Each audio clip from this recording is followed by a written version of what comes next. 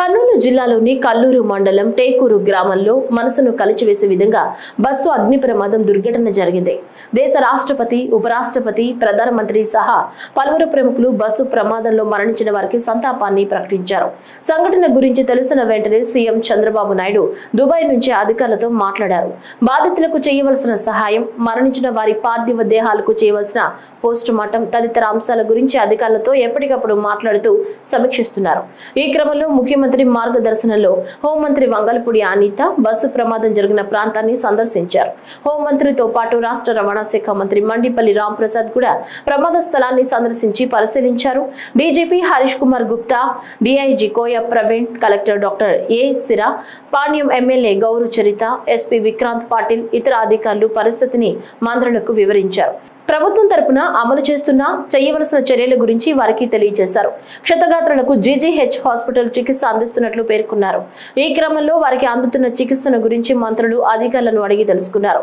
అదేవిధంగా post mortem తర్వాత మరణించిన వారి కుటుంబాలకు పార్థివ దేహాలను అందించే చర్యల గురించి వాకప్ చేశారని సమాచారం. బాధిత కుటుంబాలకు ప్రభుత్వం తరపున అన్ని విధాలా అండగా ఉంటామని తెలిపారు. సహాయక చర్యల్లో ఎటువంటి తప్పిదాలు జరగొద్దని స్పష్టం చేశారు. చాలా దురదృష్టకర సంఘటన. Bus number DDO 1N9490 Vemuri Kaveri travels యాక్చువల్గా మనకి అరౌండ్ హైదరాబాద్ నుంచి బెంగళూరు ప్రయాణమవుతున్న బస్సు ఎర్లీ మార్నింగ్ మనకి 3 to 3:15 మధ్యలో ఇక్కడ ఒక యాక్సిడెంట్కి గురవడం చాలా బాధాకరమైన విషయం.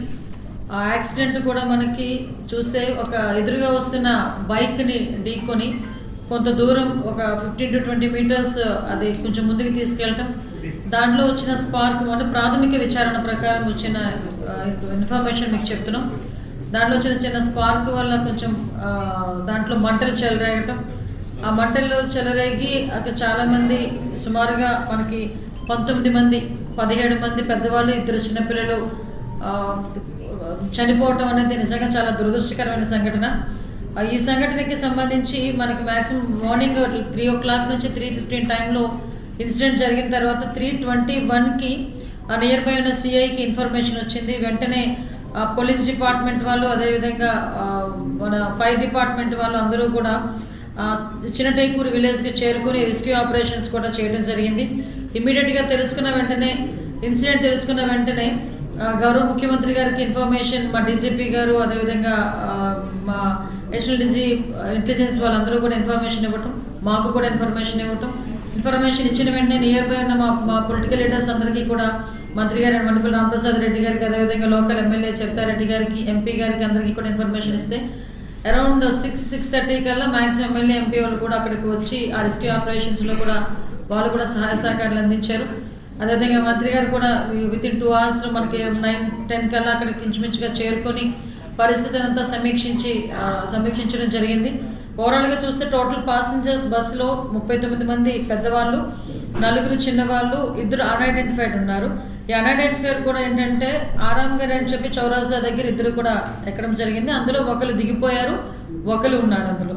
సో తర్వాత మనకి సర్వైవర్స్ చూసుకుంటే మ్యాక్సిమం మంటలు చెరలేగానే ఎక్స్ట్రా డ్రైవర్ వచ్చి కొంచెం వెనకాతల ఉన్న ఎగ్జిట్ డోర్ని కొంచెం బలంగా పగలగొట్టడం, తర్వాత వీళ్ళందరూ కూడా కొంచెం చాలామంది రెస్క్యూ ఆపరేషన్స్ చేసుకుని వాళ్ళుగా కొంతమంది బయటకు కూడా రావడం జరిగింది.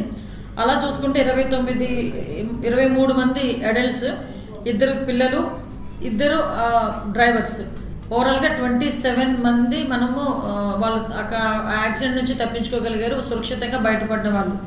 అదేవిధంగా ఈరోజు ఇందులోని ఇంజూర్డ్ పర్సన్స్లోని సుమారుగా 9 మంది ట్రీట్మెంట్లో ఉన్నారు. అందులోని అందరూ కూడా స్టేబుల్గా ఉన్నారు. అందులో 6గురిలో 3 ఫ్రాక్చర్స్ అయినాయి. వాళ్ళందరూ కూడా మన జీజీహెచ్ హాస్పిటల్లో ఉన్నారు.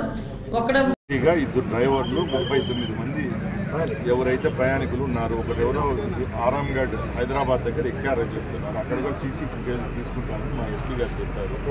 ఇప్పుడు దీంట్లో ఎవరైతే క్యాజువాలిటీ హాస్పిటల్లో ఉన్నారో వాళ్ళందరూ క్లియర్గా ఎవరో మాకు తెలిసింది. ఇక్కడ ఎవరైతే డిసీజ్ చనిపోయారో వాళ్ళ ఫోన్ నెంబర్లు కూడా సెల్లులు వాళ్ళతో ఉండడం వల్ల సెల్లులు ఆఫ్లో ఉంటాయి. కాబట్టి ఇప్పుడు మా ఇంటెలిజెన్స్ వ్యవస్థ ద్వారా వితిన్ 1-2 hours మీకు డిసీజ్ ఏ రాష్ట్రానికి చెందిన వాళ్ళు